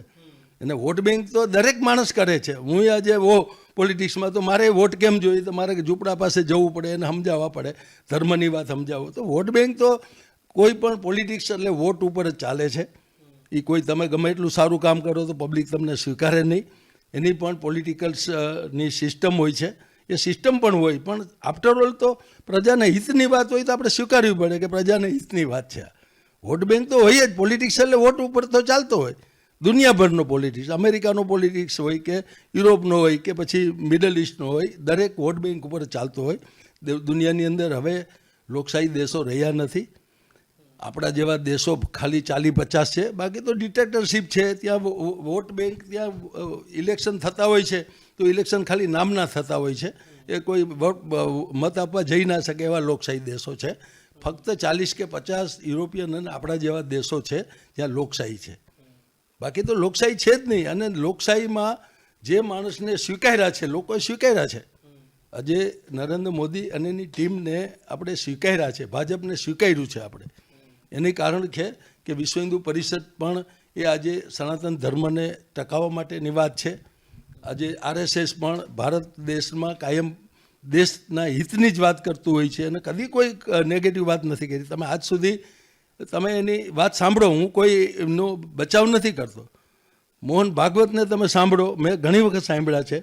કદી એને કોઈ જ્ઞાતિ જાતિ ઉપર વાત નથી કરી, ફક્ત દેશની વાત કરી છે અને દેશના કલ્ચરની વાત કરી છે. દેશનો કલ્ચર તો હિન્દુ છે, તો હિન્દુ કલ્ચરની જ વાત થાય ને. આજે આપણે આપણી મા હોય તો આપણી માની વાત કરીએ, આપણે કોક તો આપણી માની વાત કરવી હોય તો આપણી માની જ વાત આવે ને. એમ તો આપણો દેશ છે, હિન્દુ કલ્ચર છે, તો હિન્દુની વાત જ આપણાથી થાય. અને લોકોએ પણ એમાં સપોર્ટ કરવો જોઈએ, એ વાતને સ્વીકારવી જોઈએ કે આપણે હિન્દુસ્તાન છે, પાકિસ્તાન તો પાક લોકોનું છે, તો એ મુસ્લિમ લોકો એનું એ કરે છે. એને તો આપણો એક પણ હિન્દુ રહેવા ના દીધો પાકિસ્તાનમાં. આપણે તો બધા હિન્દુને મુસ્લિમોને સેફ રાખ્યા છે. કયા મુસ્લિમને કઈ તકલીફ કરી મને બતાવો તમે. આજે પણ મુસ્લિમના દીકરા દીકરીઓ ગમે ત્યાં ફરી શકે છે. આપણે રાત્રે 12 વાગ્યા સુધી અમારા તે એરિયામાં દીકરા દીકરીઓ બાઇક લઈને ફરતા હોય છે. પાકિસ્તાનમાં એક હિન્દુ ક્યાં ફરી શકે? બધાને એ લોકોએ માઇગ્રેશન જતા રહ્યા, મારી નાખ્યા બધા પંડિતોને, બધું પૂરું કરી નાખ્યું એને. તો આપણો દેશ તો એક ધાર્મિક સત્ય અને અહિંસાનો દેશ છે. હિન્દુસ્તાન વર્લ્ડમાં આવો કોઈ દેશ છે જ નહીં. મેં કેટલા બધા દેશો જોયા છે. ભલે અહીંયા તકલીફ છે, આર્થિક મુશ્કેલી છે, માણસ જીવે છે, માણસને કોઈ તકલીફ નથી. અહીંયા કેટલા બધી ધર્મશાળાઓ છે, અન્નક્ષેત્રો છે, હોસ્પિટલો છે, એજ્યુકેશનની સંસ્થાઓ છે, ટ્રેનિંગ સેન્ટરો, આ બધું લોકો ચલાવે છે, ફ્રીમાં ચલાવે છે, એવું નથી. તો એ કલ્ચરને આપણે જો સારી રીતે એડપ્ટ કરશું અને ધીમે ધીમે ઇન્ફ્રાસ્ટ્રક્ચર, પછી આ બધી મોટી કંપનીઓ આવે છે, એના પણ આપણને કામ મળશે તો એ દેશની અંદર રોજગારલક્ષી બની જશે. ધર્મ જોડે હશે તો દુનિયાની અંદર હિન્દુસ્તાન એક વખત લોકો જોવા આવવા માટે પાસપોર્ટ મેળવવો, વિઝા મેળવવો તકલીફ થશે. એ મને આવું મારું અભ્યાસ આટલા વર્ષનો છે એના ઉપરથી એવું લાગે છે કે દેશ ખરેખર સાચે રસ્તે જઈ રહ્યો છે. લોકોને જે કહેવું એ કહે, કારણ કે કોઈ તમારી પાસે છે જ નહીં બીજું. આજે દેશની અંદર સાચા રસ્તે આટલી મહેનત કરનારું માણસ કોણ છે બતાવો તો ખરા મને. એક સબ્જેક્ટ ઉપર કેટલા સબ્જેક્ટ છે, 25 સબ્જેક્ટ મારી પાસે છે, હું લખું જ છું દિલ્હી. કે આ એક એક વિષય ઉપર આ લોકો સંશોધન કરીને મૂકે છે. હવે ઇમ્પ્લિમેન્ટેશન કરવું છે આપણે કરવાનું, પબ્લિકની વાત છે. તમે આજે સરકારે કાયદો બનાવ્યો, હવે એક જ દિવસ ખાલી કોઈ પ્રોગ્રામ હોય અહીંયા વાઇબ્રન્ટ હતો તો 4 રસ્તા ઉપર પોલીસ ના હોય, આપણે બધા ગૂંચવાઈ જઈએ છીએ. કયો આપણે કોઈ પોલીસ વગર આપણે કંઈ કરી શકીએ? તો એક માણસ દીઠ એક પોલીસ રાખવાની? એવું નથી. આપણી પણ કંઈક રિસ્પોન્સિબિલિટી છે દેશ માટે. આપણે પણ કંઈક કાયદો અને વ્યવસ્થાને જાળવવાનો છે. આપણે બધા સરકાર જ કર્યા કરીએ કે અહીંયા આ કર્યું, સરકારે જ કર્યું, સવારે ઉઠીને સાંજ સુધી, પણ આપણે શું કર્યું એ જોવું પડે ને આપણે. તો આપણી કોઈ વ્યવસ્થા જે છે એ પબ્લિક આધારિત છે. સરકાર તો કાયદો બનાવે, વ્યવસ્થા આપણા જ જે લોકો હોય છે, વકીલો આપણા હોય, બીજા આપણા હોય, બિઝનેસમેન આપણા હોય, લેબર આપણા હોય, પોલીસ આપણી હોય, બધું એ આપણે સાથે મળીને કરવાનું છે. એકબીજાને આંગળી ચીંધશું, પેલો આવો છે તમને આપણે મુશ્કેલી થશે. આપ એક બિઝનેસમેન છો અને ગુજરાતમાં ખાસું એવું નામ પણ ધરાવો છો. દરેક મિનિસ્ટરો, ચાહે કોંગ્રેસની હોય ચાહે ભાજપના મિનિસ્ટરો, તમને ઓળખે છે. ત્યારે સવાલ એ થાય છે કે અત્યારે વિપક્ષ બિઝનેસમેનોની સરકાર ગણે છે કે ઉદ્યોગપતિઓની સરકાર છે, અને એવામાં તમે કઈ રીતે જુઓ છો કે સરકાર ખાલી ઉદ્યોગોને લઈને કામ કરે છે કે આવા જે ધર્મના કામો છે તેને લઈને પણ કામ કરે છે? તમે શું માનો છો આ અંગે? દુનિયાની અંદર જેટલી સરકારે પોતાના બિઝનેસ હાથમાં રાખ્યા, અમારે કહેવત હતી કે જેની સરકાર વેપારી એની પ્રજા ભિખારી. આજ સુધી કોંગ્રેસના વખતમાં બિઝનેસ સરકાર કરતી હતી, પબ્લિક અંડરટેકિંગ કંપનીઓ ગણો, આ સરકાર છે એને કેટલું કામ કરવાનું છે. આજે એકદમ તમે આના વિશે તો આખો ઇતિહાસ એક તમે છે ને 1400 પાના લખી શકાય કે આજે જે કંપનીઓ આવી છે એ કંપનીઓથી દેશને મોટું એક તો જેનું ઇમ્પોર્ટ હતું આપણી પાસે, એ કરન્સી આપણે બંધ થઈ ગઈ. કારણ કે મેક ઇન ઇન્ડિયા, તો અહીંથી આજે ટેલિફોન બનાવતી કોઈ કંપની હોય કે મોબાઈલ બનાવતી હોય તો દેશ દુનિયામાં નિકાસ કરે છે, એટલે તમને એનું ઊંડિયામણ પણ મળે છે. તો મેક ઇન ઇન્ડિયાથી દેશમાં જે પણ આજે તમે જેટલા ઇલેક્ટ્રોનિક્સ ગણો, એસી ગણો, વોશિંગ મશીનથી માંડી મેડિકલ ઇક્વિપમેન્ટ ગણો કે કિચનવેર ગણો કે કોઈ પણ ઇક્વિપમેન્ટ છે, એ બધા અત્યારે દેશમાં બનવા માંડ્યા છે. પહેલાં તમારે ઇમ્પોર્ટ કરવા પડતા હતા, તો દેશમાં બને, એનાથી રોજગારી મળે બધાને, રો મટીરિયલ્સ પણ એનું વપરાય અને તમને રેવન્યુ પણ જનરેટ થાય, અને એને બિલ્ડિંગ બને, આ બને, એની ફેક્ટરીની બધી એ બને, એના વેહિકલ, એટલે બધી રીતે તમને રોજગારી મળે છે. બીજું કે સરકાર છે એ જો કામ કરે, આજે આપણે મેં ગયા વખતે ઇન્ટરવ્યૂમાં વાત કરી હતી કે રિલાયન્સ છે એ પોતે પોતાના જે પ્રોજેક્ટો ચલાવતી હોય કે એની હોસ્પિટલ કે બીજું કંઈ પણ, કે આજે કોઈ રેલવે એને આપી દે, તો સરકારની એક જવાબદારીમાંથી સરકાર મુક્ત થઈ. આજે ટાટાને તમે એરલાઇન્સ આપી દીધી, એર ઇન્ડિયા એનું જ હતું પહેલાં, સરકારે લીધું, તો આજે સરકારી અધિકારીઓ મફત એ અંદર જઈને ટિકિટો ના તેને કોઈ વ્યવસ્થા નહોતી અને લોસ કરતું હતું. આજે ટાટાને આપ્યા પછી સરકારને લોસમાંથી બચી ગઈ, અને જે એના કર્મચારીઓ છે એના ઇન્સેન્ટિવ આપવા પડે, એના પેન્શન આપવા પડે, એમાંથી બચી ગઈ. આજે અદાણી છે તો એને આજે ગેસ કનેક્શન આપણે અદાણીનું વાપરીએ છીએ, એ બીજી જગ્યાએ ઘણી બધી એને એવા સર્વિસ એક્ટિવિટીને સરકાર સોંપી દીધી છે. તો એનાથી સરકારને એરલાઇન છે, જે એરપોર્ટ છે, રેલવે છે, આ બધાની અંદર સરકારની જવાબદારી હતી. કોઈ સર્વિસ જ ના મળે, સરકારી માણસ કામ કરે જ નહીં કોઈ દિવસ. હું તો એમ કહું છું કે સરકારે રેવન્યુ અને હોમ સિક્યુરિટી બે સિવાયનું બધું પબ્લિકને સોંપી દેવું જોઈએ. ખાલી રેવન્યુ અને હોમ સિક્યુરિટી બે જ રાખવાની હોય, બાકી બધું પબ્લિકને સોંપી દેવું જોઈએ. કારણ કે સરકારને કદી કોઈ દાદ દેવાનું જ નથી. સરકારને ગમે એટલું સારું કામ કરશે તો પબ્લિક એને પણ એ પ્રાઇવેટ માણસ જોડે સીધો આવશે. આજે ટોરેન્ટ છે તો પાવર આપ્યું તો એનાથી ફાયદો થયો કે નુકસાન? પબ્લિકને મને જવાબ આપે કોઈ કે ભાઈ ફાયદો જ થયો છે. ટોરેન્ટનો પાવર ક્યારેય જતો નથી. એ કંઈક ઓર્ગેનાઇઝેશન પ્રોફેશનલ છે, એ વ્યવસ્થિત છે, અને એ તમારી નકર ટોરેન્ટ આ જે સરકારી છે પાવર બધા બધાને એન્જિનિયરો ના તેને ઇન્સેન્ટિવ કેટલા બધા આપવા પડે. તો સરકારે જ્યારે પણ પ્રાઇવેટાઇઝેશન કરશે તો જ આ સરકાર ચાલશે.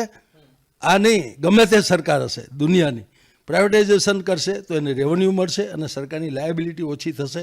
હું તો એજ્યુકેશનમાં માનું છું કે નહીં કરવું જોઈએ. એ લોકોએ જે રાઇટ ટુ એજ્યુકેશનમાં 20% છે, 25% કરો, 30% કરો, પણ તમે સરકાર છે એ 1 લાખ રૂપિયા શિક્ષકને પગાર આપે, ત્યાં એ બાળક છે એ 5મા ધોરણમાં વાંચતા નથી આવડતું, ગુજરાતી સ્કૂલ હોય તો એક માણસ 2 રૂમની સ્કૂલ કોઈ બનાવી એમાં મૂકશે. કોઈ સરકારી માણસને તમે અમદાવાદનો દાખલો લો અને તમે સ્કૂલોનો સર્વે કરો, કોર્પોરેશનની સ્કૂલો છે એમાં કેટલાના અધિકારીઓના છોકરા ભણે, જાઓ સર્વે કરી આવો. 10% નહીં ભણતા હોય, 5% નહીં ભણતા હોય. તો એને જ એનામાં વિશ્વાસ નથી, સરકારને જ એના મેનેજમેન્ટમાં વિશ્વાસ નથી. તો એમાં શા માટે પડવું જોઈએ? એ બધા સરકારને શું છે, આ બધા પોલિટિક્સના માણસો હોય, અધિકારીઓ હોય, એના છોકરાઓને અંદર રાખવા હોય એટલે ધરારે આ લોકો કરતા હોય આવું બધું. શિક્ષકોને બધાના 90,000 પગાર મળે એટલે કરે છે સરકાર આ બધું. બાકી સરકારને ખબર છે કે અમારા ઉપર લાયબિલિટી છે, કારણ કે સરકારને કહે કે રોજગારી આપો એટલે બિહાર ને યુપી ને બધાને ગાલી દે અંદર, એટલે એ લોકો એ લાયબિલિટી છે. સરકારે જે સરકાર વેપાર કરે એની પ્રજા ભિખારી હોય, અમારા બાપ દાદા કહેતા પહેલાં. એટલે સરકારે તો ખાલી વહીવટ જ કરવાનો હોય, કોઈ એનો બિઝનેસ કરવો જ ના જોઈએ. એટલે જે પણ આ સરકાર કરી રહી છે એ બિઝનેસમેનોને લાવે છે, એને બધું સર્વિસ એક્ટિવિટી એને આપી દે છે, એ બધું હોય જે હોય તે. ઇવન આ ટેલિફોન ડિપાર્ટમેન્ટની વાત કરો, પહેલાં તમે ટેલિફોનને આજે કમ્પ્લેન કરો 15 દી આવતા હતા, આજે એને મૂકી દીધું લોકોએ. જે બધી વિપક્ષ એમ કહી રહ્યું છે કે G20 થયું, આ બધું થયું, ત્યારે કંપનીઓ તો આવતી નથી, તો આ ખાલી તાઇફાવ થઈ રહ્યા છે. તો તમે એને કઈ રીતે જોવો છો? ખાલી તાઇફાવ છે કે કંપનીઓ ઇન્વેસ્ટ પણ કરે છે ગુજરાતની અંદર? જો એક વાત છે ને કે વિપક્ષનું તો કામ જ આ છે. એક વાત સમજો, આટલા લોકો તમારે ગુજરાતમાં આવ્યા, તમે આટલું વાઇબ્રન્ટ, એક ગુજરાત લેવલનું વાઇબ્રન્ટ, દુનિયાના લોકો આટલા આવે, MOU કરે, ભલે હું તો કોઈ 4 લાખ કરોડના MOU થયા હોય ને, હું તો કોઈ 50,000 કરોડ આવે, કંઈક તો થયું ને. તમે કંઈ જ ના કરો એનાથી કંઈક તો થયું. આજ સુધી વાઇબ્રન્ટના હિસાબે ગુજરાતમાં એટલું બધું અત્યારે ડેવલપમેન્ટ છે. થોડું ઇન્ફ્રાસ્ટ્રક્ચરની તકલીફ છે, ચોક્કસ ગુજરાતમાં ઇન્ફ્રાસ્ટ્રક્ચર નથી, એ લેવલ આપણું કરપ્ટેડ છે, ભ્રષ્ટાચાર બહુ છે, રોડ રસ્તા બ્રિજ આ તે. એટલે એ એક મોટી તકલીફ મેં સર્વે કર્યું, એની અંદર સરકારે હવે આ જે કંપનીઓ એની કરે છે એને બધીને બ્લેકલિસ્ટમાં મૂકી દેવી જોઈએ. એક પણ કોઈ પણ ડ્રેનેજથી માંડીને એક પણ એજન્સી સારી નથી. આ મારો પર્સનલ છે, હું એના ઉપર ઘણી વાત કરી શકું. સરકારે બહારની એજન્સીઓ, મલ્ટીનેશનલ કંપનીઓ જ લાવવી પડશે, ભલે મોંઘી પડે, ભલે મોડું કામ થાય. બાકી આને તો દર વર્ષે એક જ રોડ ઊંચો થાય. પણ સાહેબ આમાં તો નેતાઓનો પણ હાથ હોય છે ભ્રષ્ટાચારોમાં. તો એ તો જો એક વાત છે કે નેતાઓ ને આ બધા છે એમાં કંઈ બધા લોકો ખરાબ નથી હોતા, બધા સારા પણ નથી હોતા. પોલિટિક્સ હોય, અરે નેતાઓ એક હાથે તાળી પડતી નથી. કોન્ટ્રાક્ટર તો હું જ છું ને, પબ્લિક જ છે ને. મારી ફેક્ટરી છે, અહીંયા કોઈક અધિકારી આવે, હું ખોટું કરતો હોય તો આપું ને એને. પહેલાં તો હું કરું, શરૂ તો હું જ કરું છું ને.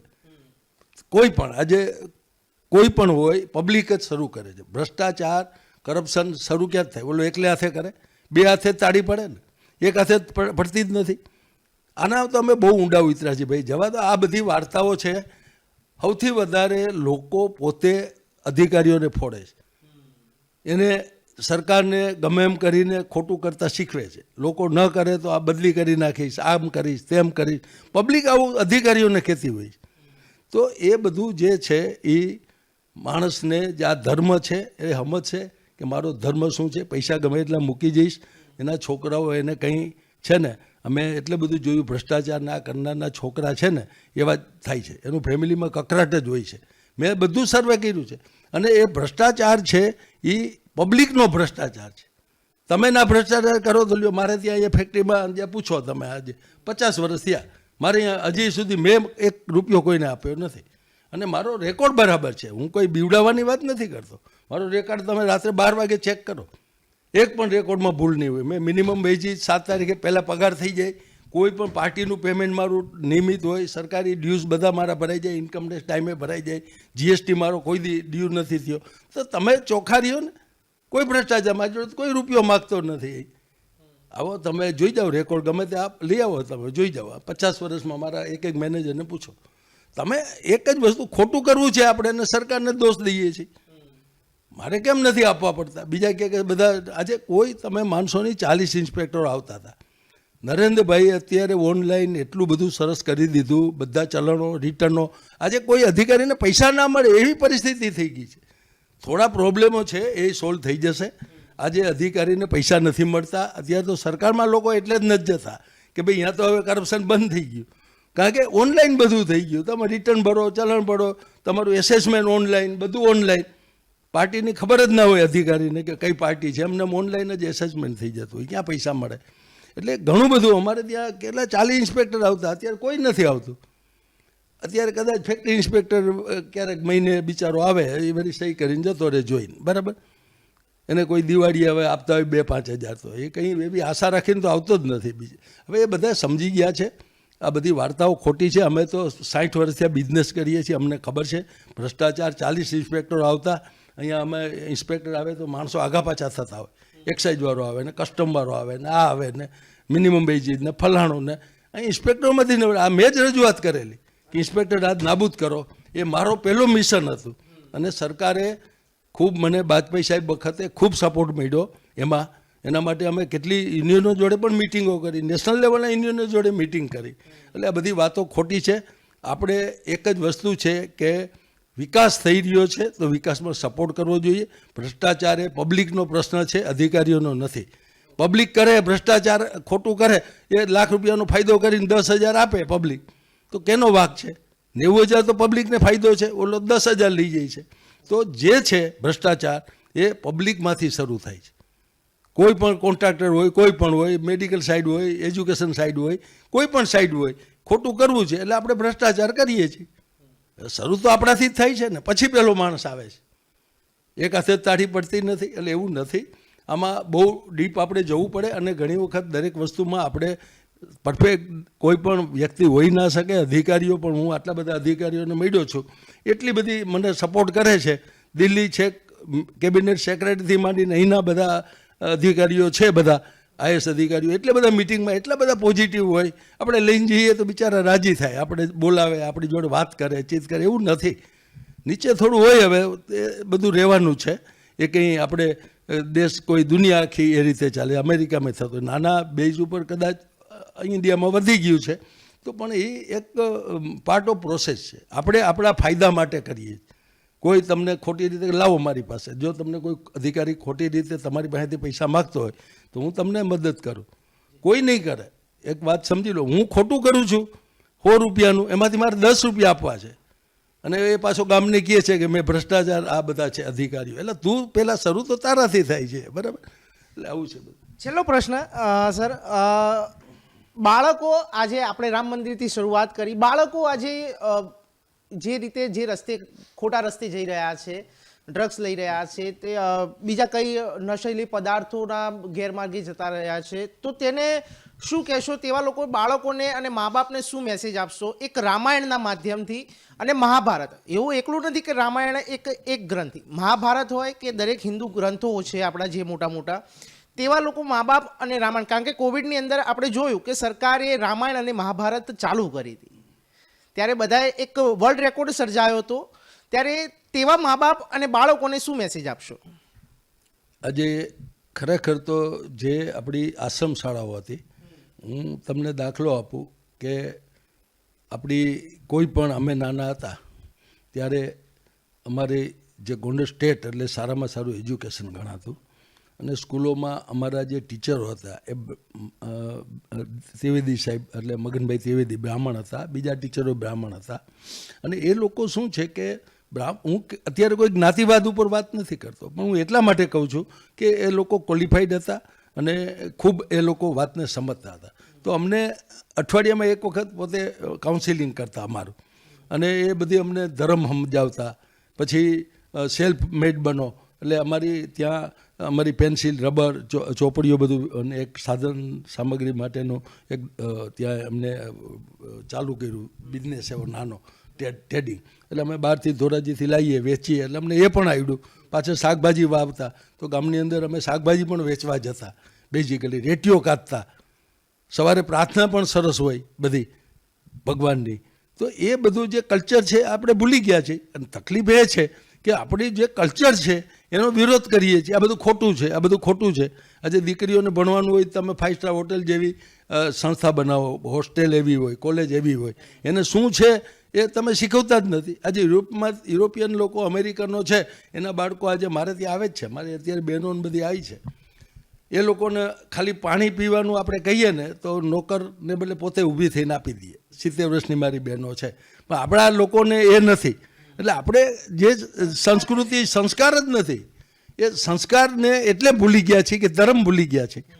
આપણા મા બાપને આપણે જય શ્રી કૃષ્ણ કહેતા, ઘેરથી નીકળીએ તો મારા મધર આપણે ગુડ મોર્નિંગ કહીએ છીએ. આજે આપણે બર્થડે હોય તો કેક બનાવીએ છીએ ને એને આપણે કેકના પેલી ઉપર મીણબત્તીઓ મૂકો ને એને ઠારો. આપણા ધર્મમાં કોઈ દીપ ઠાર પ્રગટાવવાની વાત હતી.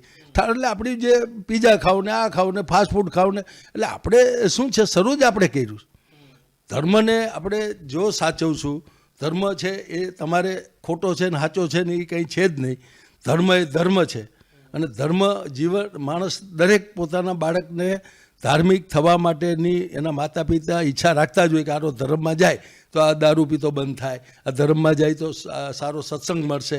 આ ધર્મમાં દરેક મા બાપ ભલે ધર્મનો વિરોધ કરતો હોય પણ મા બાપ તો એમ જ ઈચ્છતો હોય કે આ ક્યાંક મંદિરે જાય, આ કંઈક સવારે પ્રાર્થના કરે, આ સવારે કંઈક સત્સંગમાં જાય. મા બાપ કારણ કે છોકરો બગડ્યો હોય પછી તો એ કોઈનો સાંભળતો નથી, પણ ધર્મમાં જવાથી એનામાં ઘણી પરિવર્તન આવતા હોય છે. એટલે આપણે ધર્મને ભૂલી ગયા છીએ. એટલે આપણે મંદિરની ટીકા કરવા માંડ્યા, ભગવાનની ટીકા, સાધુઓની ટીકા, સંતો. આ છે ઘણા સાધુઓ હું ટીકા કરું છું કે જે સંતો રહ્યા નથી, ત્યાગીને બદલે ભોગી થયા છે. એ લોકોએ પણ સમજવું પડશે. સંતો છે ત્યાગી રહેવું પડે. સંતને કોઈ ભોગવટો ના કરવો જોઈએ, સમાજ સેવા કરવી જોઈએ. તમે ગૌશાળા સારી બનાવો, લોકોને તમે સારા ફાર્મ બનાવો જેની અંદર તમને સારું શાકભાજી કહીને આપી શકો, અનાજ બનાવી શકો. તમારે હવે ત્યાં બેહીને રામ રામ કરવાનો કોઈ અર્થ જ નથી. તમારે સારી પાઠશાળાઓ બનાવો. પહેલાં હતી જ આપણા ઋષિમુનિઓ પાઠશાળાઓ બનાવતા હતા, ત્યાં ફાર્મિંગ કરતા હતા. એ બધું આપણું જૂનું કલ્ચર હતું, એ ભૂલી ગયા છે, આધુનિક કરી નાખ્યું. એટલે સાધુ એક સારા કપડાં પહેરીને મહંત થઈ જાય ને હેલિકોપ્ટરમાં ફરે ને એ મોટો સાધુ કહેવાય. એ જે આપણો કન્સેપ્ટ બદલાઈ ગયો છે. એટલે એ તમારે કલ્ચરમાં જવું પડશે. તમારે કોઈ સાધુ સંતોની જરૂર નથી, તમે જ બધું સમજી શકો. ધર્મ તો આપણે મંદિરમાં જવાથી થાય એવું કોણે કીધું? ઘરે બેઠાય થાય. તમે તમારા મા બાપને સવારે નીકળો ત્યારે ખાલી કેમ છો, આજે જમ્યા, ખાલી એટલું પૂછીને નીકળો. એને તો 2 રોટલી ખાવાની છે, હું ખાવાનું. પણ છતાં તમે એને મહિનો સુધી એના રૂમમાં ના જાઓ. એનો એસી રૂમ બનાવી દીધો હોય, ફર્સ્ટ ક્લાસ એને ફેસિલિટી આપી, એક ડ્રાઈવર આપ્યો, ગાડી આપ્યો, પણ એને દીકરો જોઈએ છે અને એને જોઈએ કે મારો દીકરો દીકરાની વહુ મને સવારે જય શ્રી કૃષ્ણ કરે. એ આપણે કલ્ચર નથી. એના કરતાં તો અમેરિકનો હારા કે યુરોપિયનો કે સવારે ગમે ત્યારે ગુડ મોર્નિંગ હારો રોડ ઉપર નીકળે એને તો બોલે. આપણો માણસ તો મૂંગની જેમ ચાલતો હોય. ધર્મ જ નથી આપણે સમજ્યા. એ દુનિયાનો માણસ છે, મુસ્લિમ છે, એનો ધર્મની વાત કરે છે, બધા કરે છે. આખી દુનિયા ધર્મ છે એક વ્યવસ્થા છે. એને તમે બાયફર્ગેશન કરવા જાઓ તો બધું તમે માણસ છે એ તમે કહો કે ભગવાને આંખ જ અહીંયા ખોટી આપી છે, પાછળ આપવી જોઈએ તો એવું કહી શકો ને તમે? એ તો ગમે નહીં તમે ભૂલ કાઢી શકો કે ભગવાને આ ખોટું કર્યું છે, મોઢું એક આપ્યું અને 2 આપવા જોઈએ. તો તમે એ બધી આર્ગ્યુમેન્ટો છે. માણસને ગમે એના માટે નેગેટિવ બોલવું હોય તો બોલાય. પોઝિટિવ જેટલો માણસ હશે ને એને કદાચ ખોટું સાચું આપણે સ્વીકારવું પડે, પણ પોઝિટિવ બનો. આજે તમે વાત કરતા હોય તમે બધી ખોટી જ છે હું બોલ્યા કરું તો શું એનો મિનિંગ છે? એટલે પોઝિટિવનેસ છે ને એ નથી. આપણા હિન્દુ ધર્મને આપણે એટલી બધે નીચે લઈ ગયા છે કે પોઝિટિવ નહીં, બધા ઉપર આર્ગ્યુમેન્ટ. હનુમાન હતા તો કે ભાઈ શું હતા, આ હતા તો નહીં. એટલે ભાઈ તારે શું છે? આપણું શાસ્ત્ર સ્વીકારવાનું છે. બધાએ સ્વીકાર્યું, દુનિયામાં બધા ધર્મના લોકોએ સ્વીકાર્યું છે. તો એમ આપણે આપણું શાસ્ત્ર સ્વીકારી લો, એના ઉપર વિશ્વાસ રાખો. એનાથી બાળકમાં ફેરફાર થશે. તમારું આખું જીવન ધાર્મિક બનશે. તો ધાર્મિક જીવન છે એ વાતાવરણ બનશે, વાઇબ્રેશન આવશે તમને કુદરતના. કુદરત ધર્મ એટલે કુદરત સાથે આપણું આજે તમારું કેલેન્ડર છે સંવત 2080 કેટલું ચાલે છે અત્યારે, એ કેલેન્ડર છે તમારા બાળકને ખબર નથી. આખું કેલેન્ડર ખગોળશાસ્ત્ર સાથે જોડાયેલું છે. આખું કે તમારું પૂનમ હોય તો પૂનમ બતાવે. પૂનમને દિવસે દરિયાની અંદર ભરતી આવે, અમાસના દિવસે ઓટ આવે. આખું કેલેન્ડર, મકર સંક્રાંતિ સૂર્ય 1 મિનિટ છે આગળ પાછો ખસીને જતો હોય પશ્ચિમમાં. તો આ જે છે એ આખું કેલેન્ડર છે તમારું. એને બદલે તમે ઇંગ્લિશ કેલેન્ડર કાંઈ લાગે વળગે નહીં. તમારે કોની જોડે એનો તો એક દિવસ બીજ તો ચંદ્ર બીજના દિવસે કેવો હોય, પૂનમ તો કેવો હોય, આખું એ તો આપણે પાચન જ નથી થતું. એટલે આપણે આપણું છે એને સમજી શક્યા નથી, એટલે પારકું આપણે સ્વીકાર્યું છે. એટલે જે અભ્રંશ થઈ ગયો છે ધર્મને આપણે જે સ્વીકાર્યો નથી એનું કારણ કે આપણને ધર્મ સમજવો અઘરો છે. સમજ એ ત્યાગનો છે. હિન્દુ ધર્મ એ ત્યાગનો છે કે તમારે ત્યાં ઘરે કોઈક આવ્યું હોય તમે જમતા હો તો ઊભા થઈને કહો ભાઈ જમવા બેસી જાઓ મારી જોડે, કારણ કે ત્યાગનો છે. હિન્દુ ધર્મ ત્યાગ જ છે. હિન્દુ એટલે ત્યાગ. બીજા કોઈ ધર્મમાં ત્યાગ છે જ નહીં. એ તો પોતાનું જ કરવાની વાત છે કે હું આમ કરું. તો હિન્દુ ધર્મ ત્યાગનો છે આખો, બરાબર. એટલે એને અઘરો પડે, કોઈ પણ વસ્તુને ત્યાગ કરવો એ અઘરો હોય, ત્યાગ કરવો કે સહેલો નથી. એટલે ધર્મને સમજતા નથી, એટલે ધર્મને ખોટો ભાઈ એ તો બધું ખોટું છે આમ તેમ. ત્યાગ કરવું એટલે એ ધર્મ છે. હિન્દુ ધર્મ ત્યાગીને ભોગવી જાણો, ત્યાગ કરો. તમે તમારી પાસે છે એ ભગવાનનું છે, કુદરતનું છે, આપણું આ મળ્યું છે, આપણા નસીબથી મળ્યું છે, ઉપરવાળાની નસીબથી. તો એમાં બીજાનો ભાગ છે, આપણે એને આપો. બધા પૈસા ભેરા કરી કરીને કેટલાય જતા રહ્યા, હું લઈ ગયા જોડે. એ તો બધા ધર્મના તમારા દરેક વખતે સપ્તાહોમાં સત્સંગોમાં કહેવામાં આવે છે, પણ આપણે જીવનમાં ઉતારતા નથી ને. હું આ મારી ફેક્ટરીનું લગભગ બધું પ્રોફિટ છે વાપરું છું બધી સંસ્થાઓમાં. મને આનંદ છે, મારી પાસે છે ઘણું, નહીં હોય તો મારા છોકરા કમાશે, મને કોઈ ચિંતા છે જ નહીં. એનામાં શક્તિ છે, હાઈલી ક્વોલિફાઈડ છે, અમેરિકા ભણાવ્યા છે. હવે એનામાં હું મારે એનું ધ્યાન રાખવાનું, હું કરે રાખું. હું કમાઉં છું અહીં 82 વર્ષે, માટે હું ધર્મમાં પૈસા બધા વાપરી કાઢું છું. મને હું ફેર પડે, એની પાસે ઘણું છે, બરાબર. તો આપણે એ બધું જો આ વિચારધારા રાખીશું તો હિન્દુ ધર્મ જેવો દુનિયામાં કોઈ ધર્મ નથી. દુનિયાના લોકો આમાં કન્વર્ટ થઈ જાય. જો હિન્દુ ધર્મને સમજીએ, એનું અમલીકરણ કરીએ તો દુનિયાના લોકો હિન્દુમાં કન્વર્ટ થાય. એક એક વસ્તુ એની મહાત્મા ગાંધીજીની તમે વાત તો કરો, સવારમાં એની ગીતા ઉપરના પ્રવચનો. પાંડુરંગ દાદાને મેં 1999માં લગભગ શિકાગોમાં જે પ્રોબ્લેમ હતો, 25,000 માણસો સાહેબ એ વખતે હતા. પાંડુરંગ દાદાએ ગીતા ઉપર આખું એટલા બધા લોકોને કન્વર્ટ કર્યા. આ જે મચ્છીમારો છે ત્યાંથી માંડી અને ગામડાના લોકો હાવ બધા. પણ હવે એ તો ધર્મ આપણે એક છે સંસ્થા ટકાવી ના શીખ્યા. દીદી આવ્યા ને અમે તે દિવસે તો તોફાન હતું, તે દિવસે હું શિકાગો હતો, જે આમાં બધી ઘણી કડાકૂટો થઈ. તો એ આખું જે હતું ગીતા ઉપર હતું. સવારે ટિફિન લઈને લોકો સેવા કરવા જાય, નાના નાના બાળકોને એની સભા થાય, એને બધું સત્સંગ આપે, ગીતા ઉપર હતું આખું. તો આપણે ન સમજી શક્યા તો શું કરીએ? એ ધર્મને આપણે ટકાવવાનો હતો. એમાં આપણે જે છે એ બધી આપણામાં લાલચો આવે કે ભાઈ હું આમાં આ દીદી આવે તો મારું બધું ચાલશે, આ તે. એટલે આપણે આવું ચાલ્યા કરે. આ પણ ધર્મ એ ધર્મ છે.